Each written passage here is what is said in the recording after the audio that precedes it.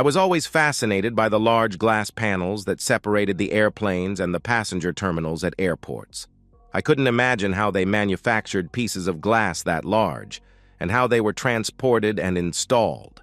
Today, nothing was moving outside, nothing except the snowflakes. They drifted down like little parachutes, swinging from side to side, big, heavy, wet flakes of white cold. They started coming about 2 hours ago. That was shortly before I was supposed to be taking off on a 3-day business trip. The last message over the intercom indicated that the delay would continue for at least 2 more hours. It wasn't deep enough for the snowplows to get out, but it was too heavy for the planes to take off.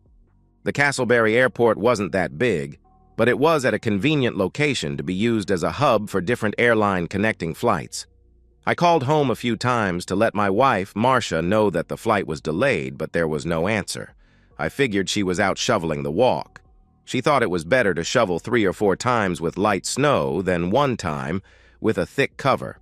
I was the one who usually did the shoveling, so I was sort of glad that she would get to enjoy it while I was gone. Marcia and I had been happily married for 22 years. We had 2 sons in college, so when I had to take my trips, she was left alone.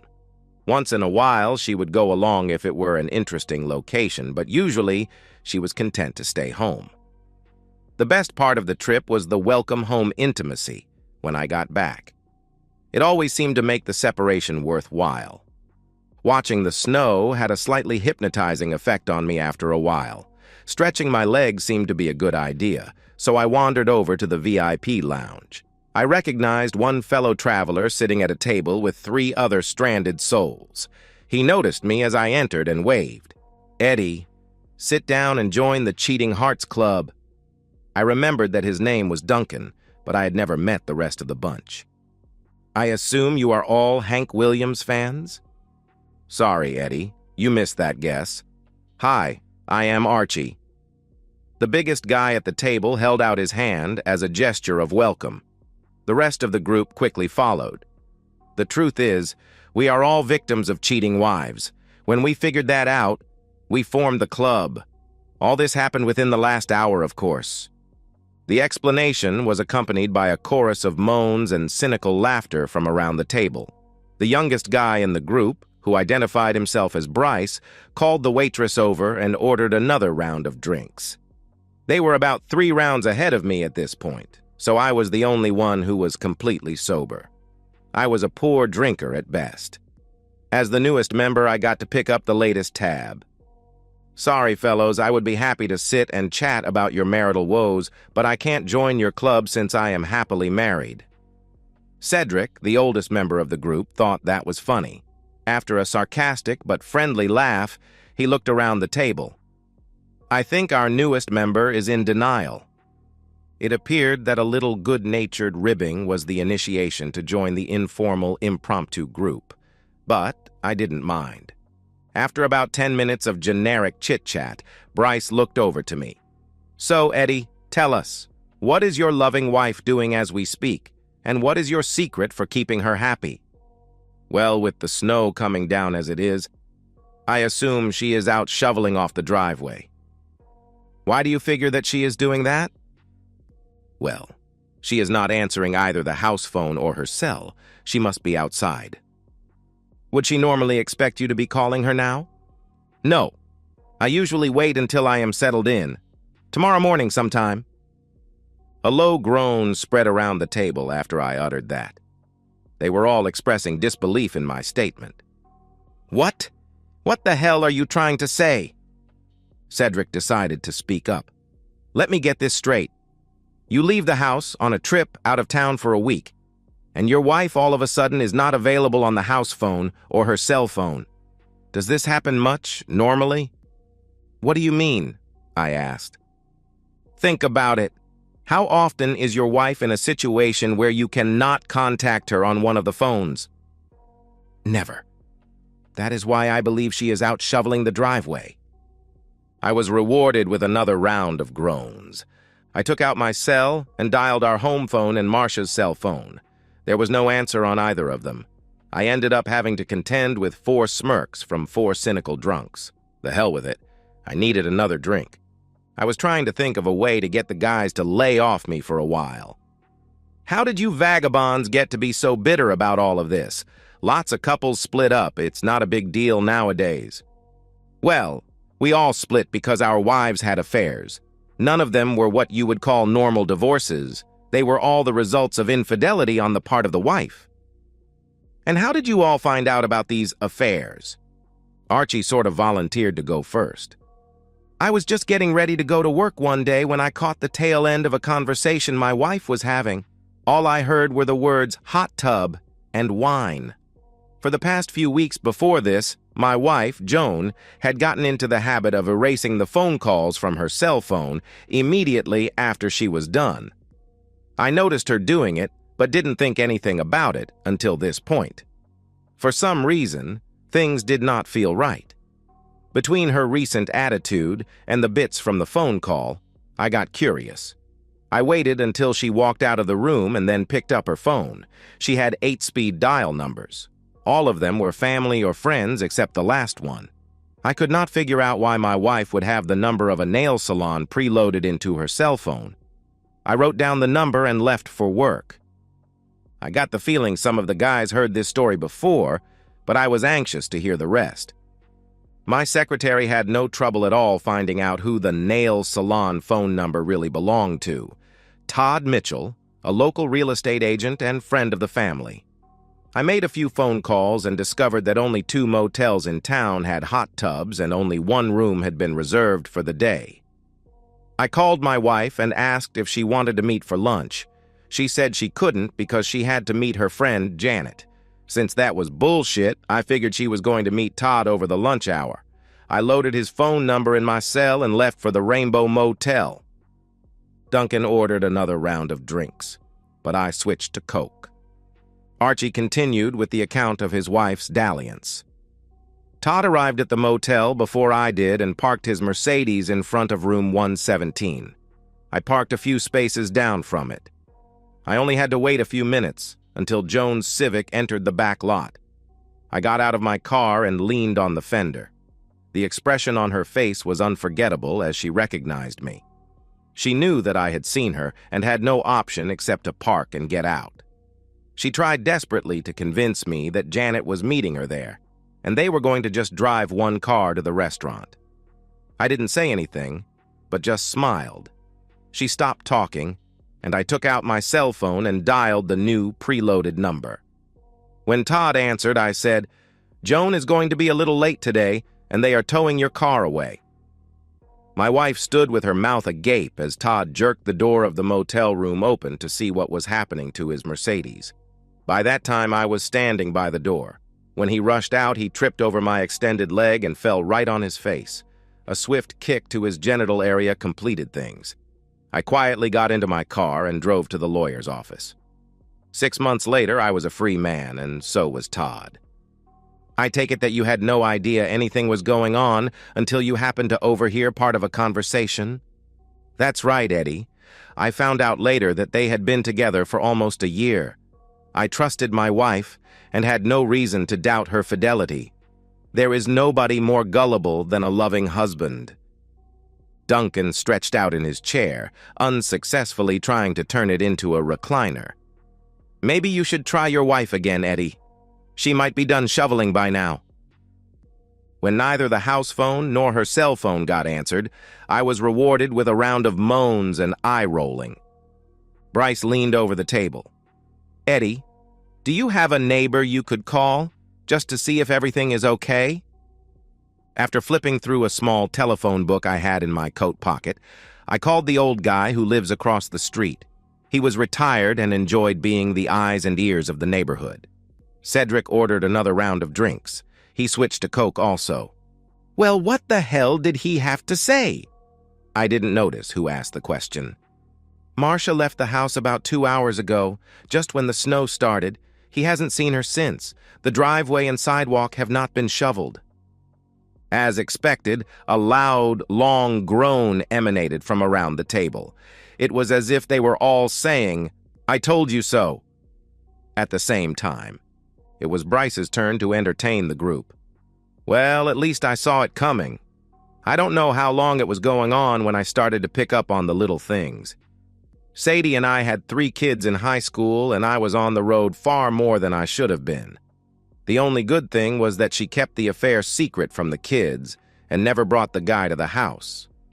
At least I think she never did. I finally faked an out-of-town trip so I could check things out. It was pretty cut and dry. He picked her up at the mall and they went to a motel, about 20 minutes from our house. I watched from the outside as they took the elevator to the 3rd floor. I am a pretty laid-back guy, but I will resort to violence if I feel it is necessary. I went home from the motel and got a cooler filled with canned soda, a crossword puzzle book, a baseball bat, and a lawn chair. I took my time driving back to the motel. Duncan ordered a large plate of nachos from the bar. Bryce continued with his story. The desk clerk gave me a funny look when I walked in, but he didn't say anything. I set myself up right by the 3rd floor elevator door and waited. I took a good leak before leaving the house, so I wouldn't have to leave my post. My reward came about 2 hours later. Sadie came out of the room with her friend and immediately saw me sitting there. I recognized the guy as a neighbor from down the street. He was married with 2 kids. She ducked back into the room, and I could tell she pulled him along by the way he moved. That wasn't it, was it? No, but nothing exciting really happened. Over the next 15 minutes, he peeked out of the door several times. He decided to confront me, but when he walked out of the room, I stood up with the baseball bat in my hand and he quickly returned. Finally, the motel manager came up on the elevator. We argued for several minutes. He asked me to leave and I refused. He ended up threatening to call the police and I told him it was a good idea. 20 minutes later, the police arrived. I told them that I feared for her life and that she was being held against her will by a rapist. It was a ridiculous story, but it did get the cops into the room to talk to Sadie and her boyfriend. 10 minutes later, the police came out of the room. Their demeanor had mellowed a little. In a quiet tone of voice, the officer told me that my wife was afraid to come out of the room because of what she had done. She asked them if they could take her to her sister's house, but wanted me to leave before she would come out. I left and went straight to my lawyer's office. She got the kids in the house, but I got my freedom. Sadie's boyfriend also found himself single, but not by choice. Another round of drinks showed up. We had no news about the delayed flight. Eddie, do you have any close family friends or acquaintances that Marcia might be confiding in while you are out of town? Duncan was trying to be tactful, but the question still stung a little. Most of our friends are married. The only guy I can think it might be is one of Marcia's old college friends who just came back to town about 6 months ago. At first, she mentioned him several times, but lately she hasn't brought up his name at all. I didn't like him because he was a little smarmy. How friendly were they in college? It was my turn to groan. He was a frat boy. We all started digging into the nachos, and Cedric started to tell us about his spouse. Julie and I were married 23 years. The kids were gone, and I was traveling a lot with the job. I was just returning from a 3-month job in Peru when things went to shit. I got a nasty spider bite the day before I left to come home. The doctor gave me a prescription for an antibiotic, but I couldn't fill it until I got back. I had a local pharmacist who knew everybody by name. When I filled my order, he asked me if I wanted to take Julie's prescription home also, since it was ready. That was no problem, but the pills were. I had gotten a vasectomy 10 years earlier, and my wife had gotten a prescription for birth control pills 2 days before I left on my trip. She had planned it ahead. I had a hard time following Cedric because I kept finding my mind wandering. His name was Travis Coates. He was good-looking and apparently rich. He drove a nice car and had a good job. I had his address and phone number in my little book for some reason. I still felt he was a sleaze, but I could see where Marcia might find him attractive. The more I thought about it, the more troubled I became. I tried to concentrate on what Cedric was saying. I didn't say anything to Julie about the birth control pills. When I got a chance, I pulled the past few months' cell phone bills and checked the calls. 20 minutes after my plane took off, 3 months before, she made a call to Langford Landscaping. That was the guy who cut our lawn. Terry Langford moved up here from Kentucky with a wife and 3 kids. He started a lawn mowing service and gave it a fancy name. Over the last 3 months, Julie called him almost 30 times. There were no other suspicious calls on the list. The next morning, I paid a call to Terry. He wasn't home, but his wife was more than willing to talk to me. It seems that Julie was paying Terry $50 every time he came to the house and serviced her. His wife didn't like it, but said they needed the money to feed the kids. It was not his idea, but I still felt I needed some satisfaction. I told his wife I would be back the next day. By the time I got there the next morning, they were gone. I don't know if I was disappointed because I didn't get a chance at him or glad he was gone. 2 days later, I served my wife with divorce papers. We decided not to order any more drinks. Well, Eddie, what have you decided to do? I know this sounds stupid, but it doesn't look like we are going anywhere for a while. Since the plains are snowed in, how do you guys feel about a road trip? In this weather? You are off your rocker. Archie didn't seem too enthused. How far do you live from here and what are you driving? Cedric was a little interested. I got a 4-wheel drive Explorer, and I live less than an hour from here, even in this weather. In 5 minutes, we were ready to go. Even Archie was okay with it. Bryce left his cell phone number with the ticket agent so we could be contacted. I had the Ford parked on the Marriott customer lot by the terminal. Duncan punched the address for Travis in the GPS and we were on our way. It could very well be a waste of time, but it was something fun to do. Duncan, you still have your story to tell and we are definitely a captive audience. Why don't you start? It all happened about 3 years ago. My wife, Kelly, and I belonged to a civic club. We would get together on weekend evenings for dancing, drinks, and a meal out. The guys usually ended up in the basement playing poker, while the women did whatever they usually do. This particular night started off badly when I noticed that Clayton Mankey showed up. Kelly and Clayton were close friends in high school 25 years ago. In fact, they were a steady couple for at least 2 years. Clayton finished college and moved away, but I always had the feeling that Kelly still thought about him. They danced a few times and I could tell they were trying not to be too obvious about it. I noticed that as they talked, Kelly would keep glancing in my direction. I always positioned myself so that it appeared that I wasn't watching them. Once I saw her say something, and then look at her watch. I thought that this was interesting. Are we going to get all this in before we get to Eddie's place, Duncan? Patience, my good friends. I socialized a little and found out that Clayton was staying in the penthouse at the Madison Inn. It appears he had done very well in the advertising business and didn't mind bragging about it. Trying not to be obvious, I also found out that he was driving a white Lexus. It was getting close to 9 o'clock when the poker game usually started. Kelly could always count on me being there until at least midnight. I casually mentioned to my wife that I would be going downstairs shortly and hoped she wouldn't mind. Of course, she had no objections. A few minutes later, I noticed her looking across the room at Clayton. She held up her hand and flashed 5 fingers and then 4 fingers. He smiled and nodded. It wasn't hard to go out the back door, get my car, and drive over to Madison. I parked in an inconspicuous spot and went inside. It was easy to observe the parking lot, and 10 minutes later, the white Lexus pulled up. As Clayton escorted my wife to the lobby, I took the elevator up to the 3rd floor. I waited patiently until it started back down to the lobby. The expression on my wife's face when the door opened was priceless.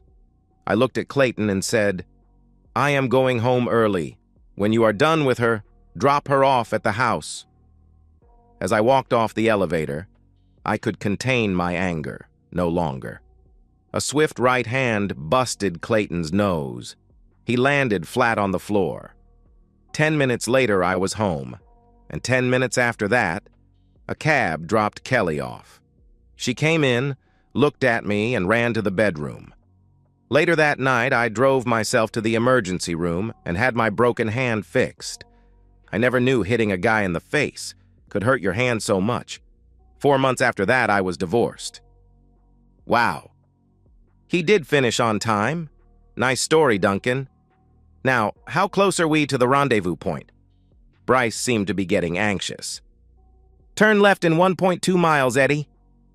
The closer we got, the more interested the group was. The snow was still coming, but a little slower. None of the streets had been plowed yet. It was actually pretty, but I was not in the mood to appreciate it. Do you guys see that blue Focus wagon on the left? Yeah, is that it? I parked a few feet from the Focus and got out. With a quick swipe of my hand, I cleared the snow off the driver's side door and opened it. She had left her purse on the passenger's seat of the car. Her cell phone was inside and it showed 3 missed calls, all from me. By that time, all of the guys were out of the SUV. What are you going to do, Eddie? Do you want to go inside? The 5 of us could give the guy a hell of a scare. That's a good idea, Archie, but I think I'll go low-key on this one. Can one of you guys drive the SUV back to the parking lot? Duncan jumped in. Hey, no problem. We can just backtrack with the GPS if we get lost. About that time, Bryce's cell phone rang. The flight would be ready in an hour. We had just enough time to get back. Cedric and Archie got all the snow off the wagon, and we were on the way to the airport. In no time. I parked the Focus beside the Explorer in the courtesy lot. I would only be gone 5 more days. By that time, Marcia would have figured out what happened. If she reported the wagon to the police, they would locate it with no trouble. I am sure she would be struggling to come up with some type of explanation, but it would be in vain. Tomorrow, I will contact my lawyer. In 6 months, I will be a member of the Cheating Hearts Club. The odds of all 5 guys getting together again were pretty slim. But we did have an interesting evening. It took me over a year to destroy Travis. I called in all the favors I had coming from friends over the years. He had built his career on slick talk, but didn't have the skills and knowledge to back it up. I would have loved to carry my revenge further, but he disappeared overnight. The house was sold, and I ended up having to give half of the proceeds to Marcia. She got no alimony or pension rights. Somehow, all of our friends and relatives were able to find out the cause of the separation. Marcia was not happy. And that's the end of today's story. If you enjoyed it, please give this video a thumbs up and drop a comment below. Your support helps the algorithm push my content further. If you're new to the channel, don't forget to hit that subscribe button. It really helps me keep creating more stories for you. Thanks for watching, and I'll see you in the next one. I never saw it coming. 5 years of marriage to Allison Reed. My college sweetheart. The woman who'd been by my side since sophomore year when she spilled coffee on my laptop in the university library. I'd forgiven her then with a smile. I should have recognized that as the first of many things I would forgive her for. I'm Nathan Reed, 29, software developer at Pinnacle Tech. Nothing special about me, average height, decent shape from weekend runs, the kind of guy who remembers birthdays and brings home flowers on random Tuesdays. I thought that made me a good husband. Maybe it made me a fool. We met at State University during a rainstorm in October. She was an ambitious marketing major with plans to conquer the corporate world. I was the tech geek who built websites between classes. Somehow we fit. I admired her hunger, her drive. When she talked about campaigns and strategies, her eyes lit up like she was plotting to take over the world. I found it beautiful. After graduation, I landed a job first, bought our house before we married, everything in my name since I had the steady income while she hopped through entry-level positions. Smart financial planning, our parents called it. I had no idea how crucial that decision would become. We didn't have kids yet, though we'd talked about it. Maybe next year, maybe when we were more settled. Life felt good, predictable, stable. I was proud of what we'd built together. Proud of her, then came that Friday. The Friday that changed everything, though I had no clue at the time. I was coding on the couch when our front door flew open. Allison burst in, practically vibrating with excitement, her blazer half off one shoulder, hair coming loose from her usually perfect bun. "I got it," she screamed, dropping her purse on the floor. "Nathan, I got the promotion!" I jumped up, genuinely thrilled. Senior marketing strategist. The position she'd been angling for since she joined the company 3 years ago. 15% raise, bigger office, company credit card. All the things she dreamed about while we lay in bed planning our futures. "I knew you would," I told her, lifting her off the ground in a bear hug. "They'd be idiots not to promote you." We celebrated with Italian takeout from Vincenzo's, her favorite linguine with clam sauce that I couldn't stand but ordered for special occasions. I popped a bottle of champagne we'd been saving, and we toasted on the living room couch. Her legs draped across my lap as we ate straight from the containers. "There's more," she said, sipping champagne with a nervous smile. "I'll be traveling. With Greg Carlisle, her boss, mid-40s, married with 2 kids, the kind of man who wore expensive watches and talked too loud at company parties. I'd met him twice and thought nothing of him. The Denver pitch is in 2 weeks, she continued, twirling her champagne glass between her fingers. 3 days, then probably Chicago the month after, maybe New York in the fall. I didn't hesitate. Didn't think twice. "This is your dream, Al. I'm not going to hold you back." She set down her glass, crawled across the couch, and kissed me, deep, grateful, tasting of champagne and promise. "You're the best husband ever, you know that?" she whispered against my lips. I believed her completely. Later that night, as she slept beside me, I lay awake thinking about how proud I was of her. Her ambition had always attracted me, the way she set goals and crushed them, her relentless drive. Her hunger for success had always matched my need for stability. Perfect balance. I decided I'd use her trip to finally finish coding that personal project I'd been procrastinating on. 3 days alone would be productive. I'd order pizza, pull some all-nighters, surprise her with progress when she got back. I had no idea that in 2 weeks, everything I thought I knew about my marriage would be destroyed in a single hotel room. The 2 weeks passed in our normal rhythm. Morning coffee shared over weather forecasts, good-night kisses that tasted of toothpaste, weekend errands running on autopilot. Nothing felt different. Nothing felt wrong. Tuesday morning came with a gray drizzle. I drove Allison to the airport, her professional armor fully assembled.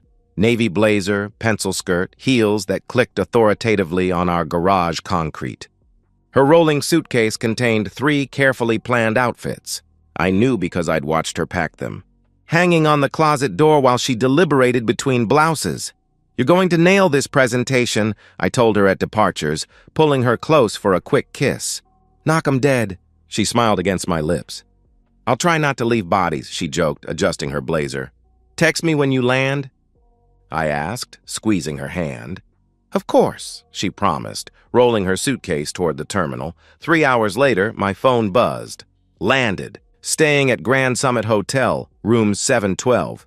"Miss you already." I sent back a heart and went back to coding. That evening, she texted a photo of her hotel room view. Downtown Denver, framed by mountains. Later, a selfie, her face tired but smiling, hotel bed visible behind her, laptop open beside a room service salad. Long meetings. Brain fried. "Love you," I replied with updates about my day. Ordered pizza. Settled into bachelor mode. Feet on the coffee table, basketball game on low volume, laptop balanced on my knees as I worked late. Everything felt perfectly normal. I had zero suspicion. This isn't a story about a husband who snooped through phones or hired private investigators. It's about a trusting man who believed in his marriage completely. By Wednesday evening, I simply missed her. Not in a worried way, in a "we've been together since college and 3 days feels long" way. I kept checking my phone, refreshing our text thread, staring at her tired but smiling selfie. Then I had an idea. What if I surprised her? Showed up at her hotel with flowers, stole a night together before she flew back tomorrow? I imagined her face when she opened the door. Shock, joy, maybe happy tears. I checked flights. One leaving in 2 hours, landing at 10 p.m. Denver time. Before I could overthink it, I booked the ticket, packed a light overnight bag, and headed to the airport. On the way, I stopped at Bloom & Petal, our local florist. "Red roses and white lilies," I told the woman behind the counter. "Allison's favorites. Special occasion?" she asked, wrapping the stems in green tissue paper. "Just surprising my wife on a business trip," I answered, pulling out my wallet. She smiled warmly. "That's so romantic," she remarked, handing me the bouquet. I grinned like an idiot, excited about my grand gesture. Maybe we'd order room service champagne. Maybe we'd make love with the Denver skyline behind us. Maybe I'd fly home tomorrow night having reminded her why we worked so well together. The flight felt endless. To avoid ruining the surprise, I texted Allison that I was working late on a deadline and wouldn't call for our usual goodnight chat.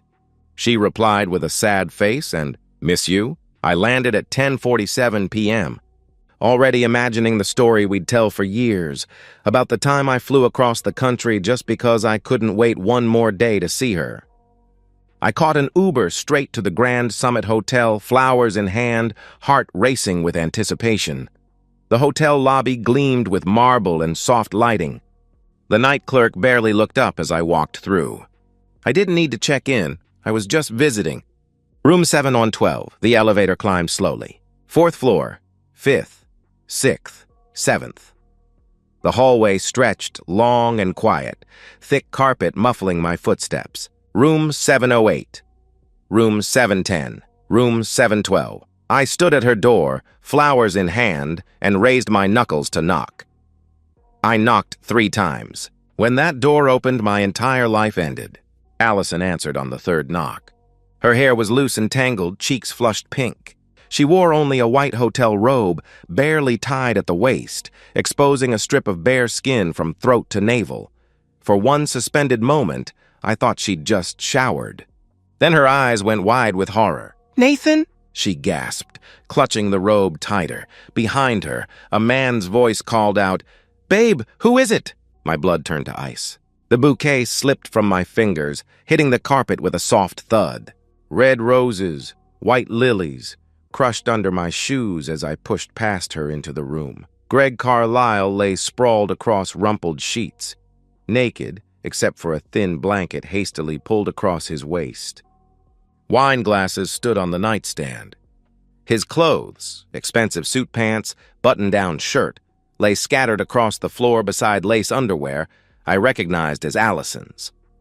Time slowed. My brain tried to process what my eyes were seeing. Disbelief collided with reality, my entire world rearranging itself in seconds. Then instinct took over. I pulled out my phone and started recording. "Say hi to the camera, Greg." My voice sounded wrong, cold, mechanical, belonging to someone else. I panned across the room, capturing everything: the rumpled bed, the wine glasses, discarded clothes, Allison in her loosened robe, Greg scrambling to cover himself. "Nathan, stop!" Allison lunged for the phone, her robe falling open further. I sidestepped her easily. "I'm getting evidence." "For the divorce," I explained, continuing to record everything. Greg stood up, wrapping the sheet around his waist. "Listen, man, this isn't," he began, hands raised. "This isn't what it looks like?" I laughed, hollow and sharp. "It looks like you're my wife." "Nathan, please." Allison's voice broke, tears streaming down her face.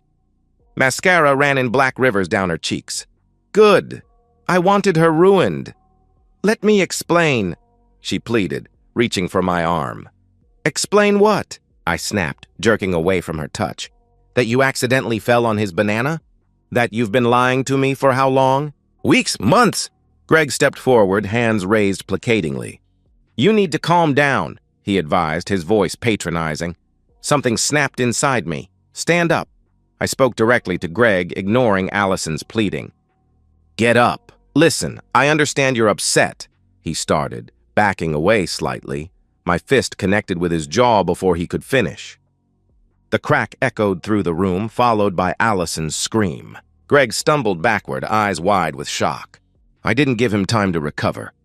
I drove my fist into his ribs, once, twice, 3 times in rapid succession. Each impact sent a jolt of satisfaction up my arm. Greg collapsed to his knees. Blood ran from his split lip, dripping onto the pristine hotel carpet. Allison clawed at my shoulders, trying to pull me back. "Stop it! You're going to kill him!" she screamed, her nails digging into my skin. I shook her off and grabbed Greg by his hair, yanking his head back. His eyes were wide with fear now. I smiled and slammed my fist into his face again. Blood sprayed across the white sheets. His nose collapsed under my knuckles with a wet crunch. I stepped back, breathing hard, staring at Greg's broken body on the floor. His face was a mess of blood and already swelling tissue. He curled into a fetal position, whimpering. Allison stood frozen, one hand covering her mouth, tears and mascara streaming down her face. I held up my phone, still recording. "I've got everything I need." "We can talk about this," she began, reaching for me again. "No." I backed toward the door. "I'm filing for divorce." "Don't bother coming home." I walked out past the crushed flowers, their sweet scent now sickening. Down the hallway. Into the elevator.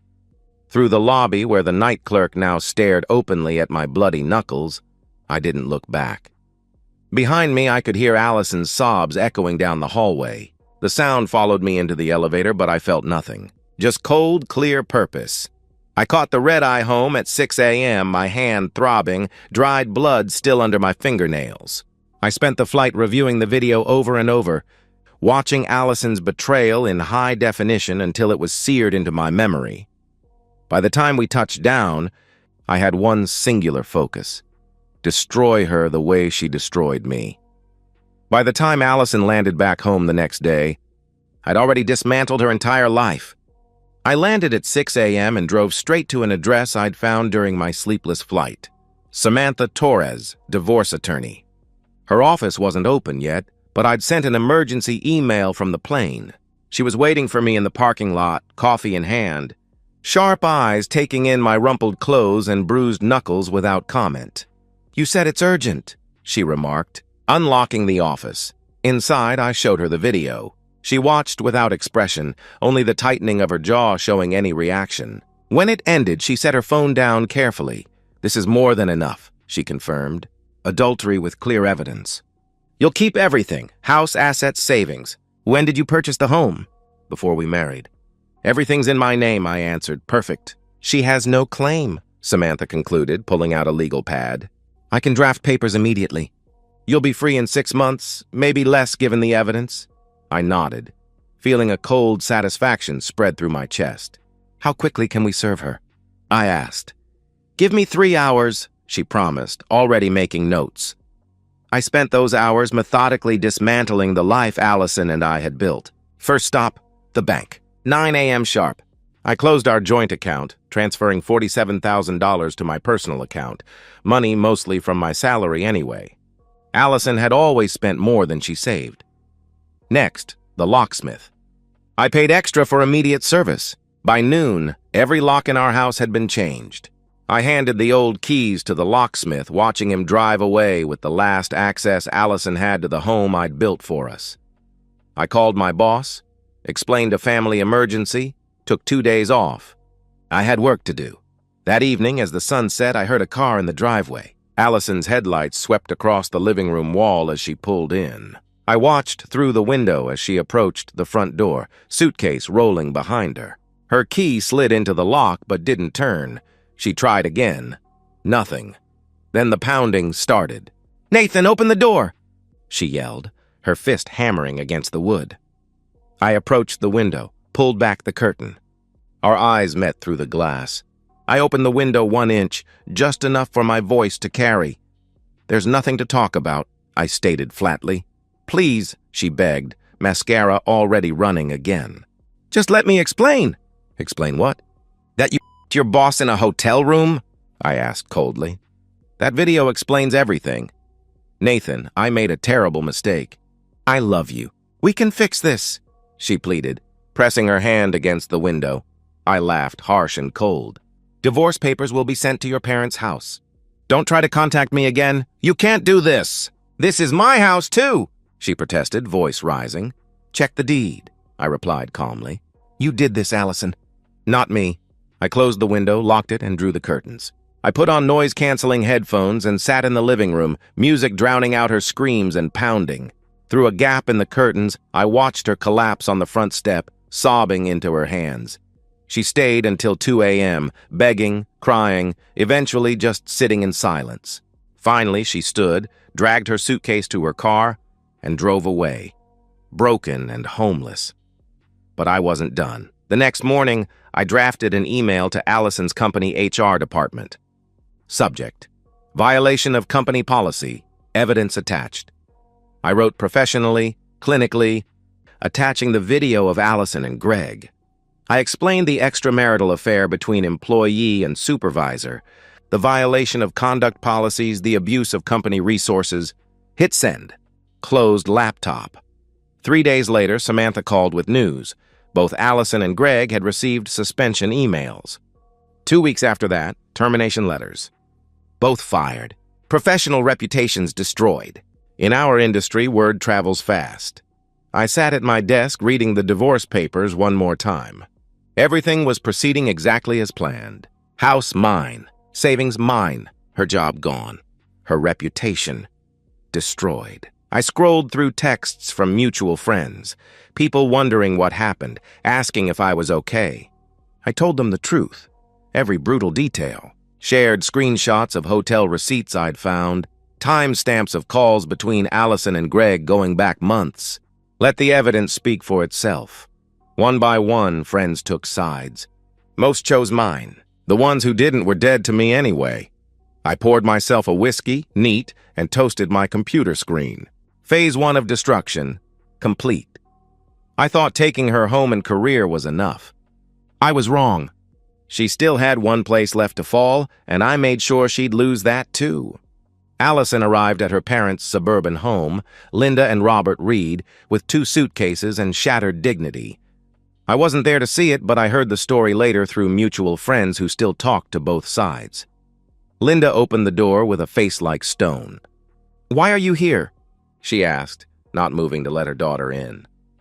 "Nathan and I are getting divorced," Allison answered quietly, eyes downcast. "Why?" The single word fell like a judge's gavel. Allison hesitated, then confessed in a small voice she'd made a mistake, was seeing someone from work. Robert appeared in the doorway behind his wife, face hardening as he processed his daughter's words. "You cheated on Nathan? That boy who treated you like a queen?" he demanded, his voice rising. "Dad, please," she started, reaching toward him. "Get out," he ordered, stepping forward. Allison tried to explain. Robert's face turned crimson. "You destroyed your marriage. You humiliated yourself in this family. You don't get to bring that shame into this house," he shouted, jabbing a finger at her chest. Linda crossed her arms tightly across her chest. "You should have thought of the consequences before you slept with your boss," she added coldly. The door slammed shut. Allison stood on the porch alone, homeless, jobless, disowned. I learned all this from Linda herself, who called me the next day. They'd received the divorce papers I'd sent to their address, exactly as planned. I knew her traditional parents would never forgive infidelity. I'd counted on their rejection as the final blow. "We didn't raise her to be this person," Linda said, voice thick with emotion.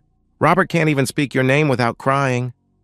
"I'm sorry," I told her sincerely, and I was. Sorry their daughter had become someone they couldn't recognize. Sorry they were collateral damage in Allison's explosion. "Don't be sorry," she insisted. "You were too good for her." We always knew it. I hung up feeling a grim satisfaction. I hadn't orchestrated her parents' rejection directly, but I'd predicted it. Known their traditional values would never bend to accommodate their daughter's betrayal. The ripple effect of exposure spread far beyond what I'd directly controlled. Allison hadn't just lost me, she'd lost everything and everyone. Through the grapevine, I also learned Greg's marriage had imploded. His wife, unaware of his affairs until my email to HR went viral through the company, had filed for divorce immediately. Now he was paying alimony and child support, barely surviving on unemployment benefits while he tried to resurrect his career from the ashes. One night, a text came from an unknown number. I knew instantly it was Allison, the desperate, rambling tone, the mix of self-pity and pleading.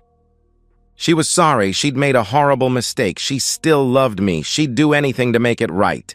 She was staying in a cheap motel, had lost her parents, her job, her friends. She was alone and scared. I read it once, blocked the number, deleted the message. I felt nothing, no satisfaction, no anger, no pity, just emptiness where Allison used to live in my heart. 6 months later, the divorce decree arrived. I opened it once, filed it away, and moved on. She never did. The final divorce decree arrived in a manila envelope 6 months after Denver. I opened it at my kitchen table, scanning the legal language that officially dissolved our marriage. 5 years reduced to paperwork. I read it once, filed it in a drawer I'd probably never open again, and made myself a cup of coffee. It was over. Official, complete. I kept the house. Kept my savings, kept my dignity and self-respect. More importantly, I kept moving forward. My coworker, Brian, the one who'd recommended Samantha, Torres, when I showed up at work with the haunted look of a man whose life had imploded, approached. Me at lunch one day. My wife's friend Claire is single, veterinarian, nice girl. No drama, he offered casually. I hesitated. It had been 5 months since Denver. Just coffee, he pressed, leaning forward. What's the worst that could happen? Claire had kind eyes and an easy laugh. We met at a cafe downtown, away from anywhere Allison and I had frequented. She wore a blue sundress and didn't ask invasive questions when I mentioned I was recently divorced. Bad ending? She asked simply, stirring her latte. The worst, I confirmed with a tight smile. She nodded understandingly. I dated a pathological liar for 2 years. I get it, she shared, her expression empathetic but not pitying. Coffee turned into dinner. Dinner turned into weekend hikes. I took it slow, deliberately, cautiously, rewiring my ability to trust. Claire never pushed. She had her own history, her own scars. We recognized the damage in each other and stepped carefully around it. For the first time since Denver, I felt genuinely happy. Not the artificial happiness I'd constructed from revenge, but something quiet and authentic. I remodeled the house, repainted the bedroom, bought new furniture, erased the last traces of Allison from my space. The house felt like mine again, not the mausoleum of a dead marriage. One evening in my newly renovated kitchen, my phone buzzed with a text from Claire. Dinner tomorrow? My treat. I smiled, typed back. Sounds perfect. After sending it, I scrolled through my contacts, found Allison's name still lurking there, and deleted it. Didn't need it anymore. Meanwhile, across town, Allison Reed worked third-shift stocking shelves at a grocery store for minimum wage. She lived in a cramped studio apartment in the worst part of town. Thin walls, broken AC, neighbors who fought at 3 a.m. She ate ramen most nights, scrolled through old photos of the life she'd destroyed, and cried herself to sleep wondering how everything fell apart so fast. She'd tried reaching out to me twice after that first blocked text. I blocked her both times without reading the messages. She tried apologizing to her parents. They hung up. She applied to dozens of marketing jobs. None called back. Word traveled fast in the industry about the woman fired for sleeping with her boss. She saw Greg once, months later, across a Walmart parking lot. Their eyes met. He looked away first, got in his car, drove off. They never spoke again. His life imploded too. Divorced, paying alimony and child support, working a job beneath his experience level because his reputation was toast. But somehow, Allison's fall felt worse. Greg was never the good guy. Allison was supposed to be. She threw away a man who loved her completely, who supported her dreams unconditionally, who would have given her everything. For what? A promotion? An ego boost? 3 nights in a hotel bed? She thought about the moment I walked through that door every single day. The flowers crushed on the floor. The look on my face, not rage, but something worse. Heartbreak turning to ice in real time. She wondered if she'd ever stop replaying that moment. She wouldn't. On a Saturday evening 6 months after the divorce was final, I sat on my back porch, beer in hand, watching the sunset paint the sky orange and purple. Claire was coming over later for dinner. I'd marinated steaks, cleaned the grill, bought a bottle of wine she'd mentioned liking. My phone buzzed. A text from Samantha. Divorce officially closed in system. You're free. Congrats. I typed back. Thanks for everything. I set the phone down, took a long sip of beer, and exhaled. Free. Really, truly free. I thought about Allison for maybe 5 seconds, not with anger anymore, just with a distant, clinical awareness that she had existed once in my life and now she didn't. She was a closed chapter, a lesson learned, nothing more. The doorbell rang. Claire, right on time, holding a bouquet of sunflowers. For your kitchen, she said, smiling warmly. I took the flowers, kissed her cheek, invited her in. We cooked together, laughed about something stupid, ate dinner on the back porch while the sun finished its descent. I didn't think about Allison again that night, or the next, or the one after that, because in the end, I didn't just survive the betrayal, I won. And that's the end of today's story. If you enjoyed it, please give this video a thumbs up and drop a comment below. Your support helps the algorithm push my content further. If you're new to the channel, don't forget to hit that subscribe button. It really helps me keep creating more stories for you. Thanks for watching, and I'll see you in the next one.